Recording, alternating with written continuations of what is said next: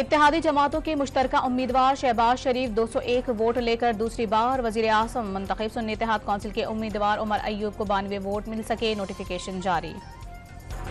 वजीर आज़म ने अपोजिशन को मीसा की मुफाहमत की दावत दे दी। इंतखाबी इस्लाहात समेत मुल्क की तरक्की और अवामी खुशहाली के लिए मिल बैठने की भी पेशकश।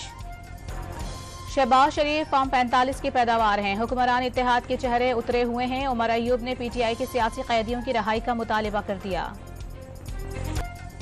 कौमी असम्बली में वजीर आज़म के इंतखाब के मौके पर शोर शराबा। हुकूमती और अपोजिशन बेंचेस से एक दूसरे के खिलाफ शदीद नारेबाजी होती रही। 2024 की धांधली ने 2018 का रिकॉर्ड भी तोड़ दिया। सिंध और बलोचिस्तान असम्बली खरीदी गई। मौलाना फजलुर रहमान बरस पड़े। यूसुफ रजा गिलानी का 14 मार्च को फिर सेनेट इलेक्शन लड़ने का फैसला। 2 रोज कबल कौमी असम्बली की रुकनीत का हलफ उठाने के लिए सेनेट से मुस्ताफी हो गए थे।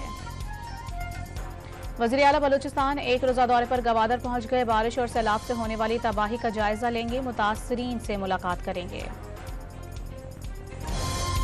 सिंध के बल्दियाती निज़ाम में इस्लाहात की जरूरत नहीं। MKM और नून लीग के मुआहदे का मकसद पंजाब में बल्दियाती निज़ाम लाना हो सकता है। वज़ीर आला सिंध का तंज। खैबर पख्तूनख्वा में बारिश, बर्फबारी और लैंडस्लाइडिंग के बायस मुख्तलिफ हादसात में 27 अफराद जाँ बहक और 38 जख्मी।